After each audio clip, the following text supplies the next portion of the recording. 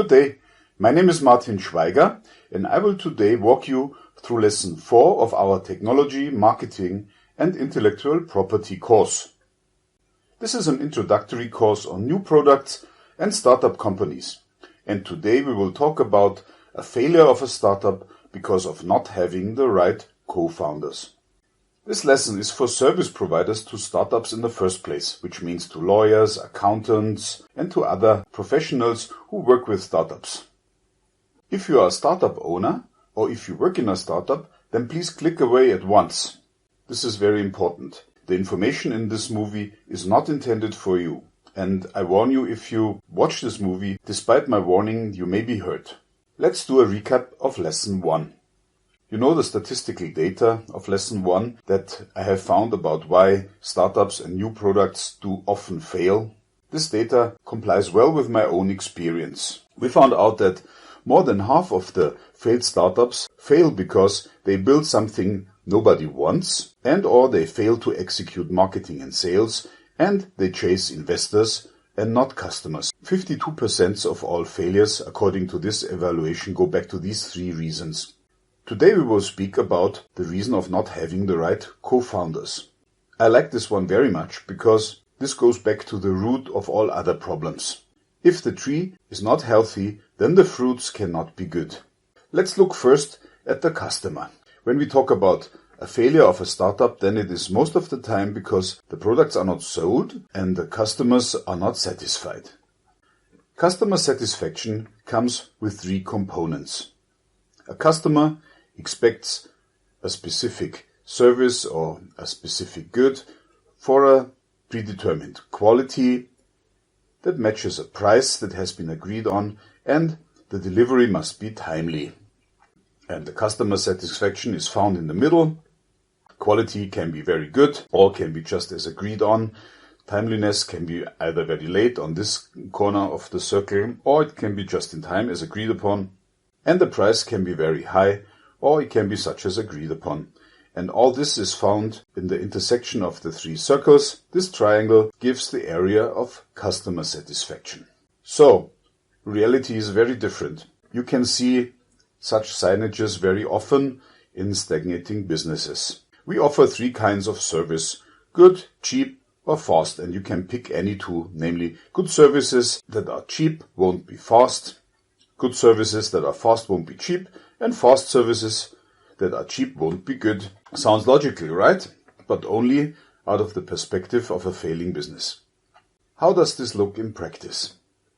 If you go back to our graphics before, then the ideal image, as shown here on the left side, would become this. The quality very often is in the foreground, because every business owner wants to produce service or goods that are of high quality. Then the price is either one area of interest or the timeliness.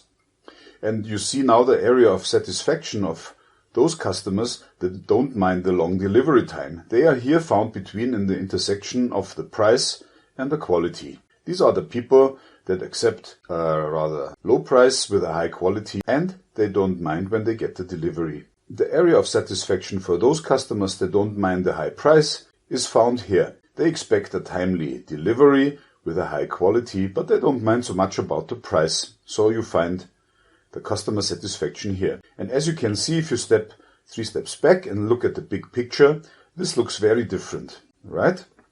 So now let's look at the reality in a failing business. A failing business always goes through a phase of stagnation, as we have seen in the picture before. We have here either the price and the quality are okay, or the timeliness and the quality are okay, but never the 3 together. Now let's look at the decay. And the decay looks like this. The quality and the price and the timeliness have detached from each other, and there is no more customer satisfaction at all. And this means that the revenue of this company goes back and the company goes bankrupt. A failure. Now let's look at the personalities in every growing business. The growing business is healthy, as you have seen here. Quality, price and timeliness are in balance with each other. The area of customer satisfaction is met. And we have, in the first place, the entrepreneur. The entrepreneur is linked with the price because he is responsible for sales and for the vision of the company. The technician is the one who provides the quality, and the manager is the one who is responsible for a timely delivery of the ordered goods. This is how it should be. How to identify a technician personality. The technician is always focused on the present. He strives to make as much as possible happen now. Technicians love performing the hands-on work of the business. And the technician is happy when he can do one thing at a time. Now the entrepreneur. The entrepreneur is the visionary in a company. The focus of the entrepreneur is in the future. He lives never in the past and very seldom in the present. The entrepreneur is an innovator and he is a creator of new methods for penetrating or creating new markets. The entrepreneur is a very creative personality. He is always at its best when he can deal with the unknown, when he can create opportunities. Now let's look at the manager. The manager's work is both strategic and tactical. His focus is on the past and he knows that he can achieve results only through other people. The manager is pragmatic, he plans and he loves organizing and he wants to turn a vision into action. The manager knows that time must be utilized so that the company's personnel and all other resources use every precious moment to produce. The manager's focus is on controlling costs and increasing profits. So, how do these three work with each other? In a healthy business, we know that price, quality and timeliness must work together in order to achieve a customer satisfaction. But this is seldom how it is in reality. In reality, very often in startups, we have a dominant technician. He is the one who can provide the quality. Often there is an entrepreneur personality attached to the business. And the technician and the entrepreneur work together. Very often they share the work. The entrepreneur does the sales and sets the price, and the technician produces the work. And as you have seen before, there's the area of customer satisfaction. Very seldom can these two deliver in time.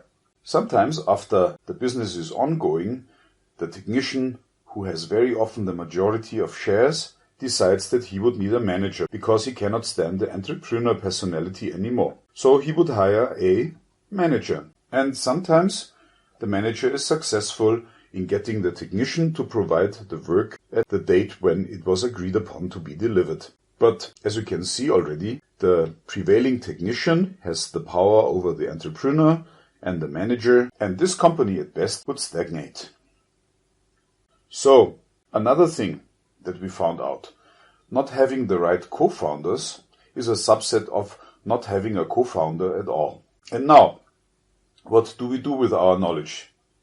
Check out the courses section on my webpage www.iplawyertools.com. You would find a lot of material there. The subscription and all course fees come with a 1 month 100% no question asked money back guarantee. So my name is Martin Schweiger and I have just walked you through lesson 4 of our technology, marketing and intellectual property course. Why startups often fail.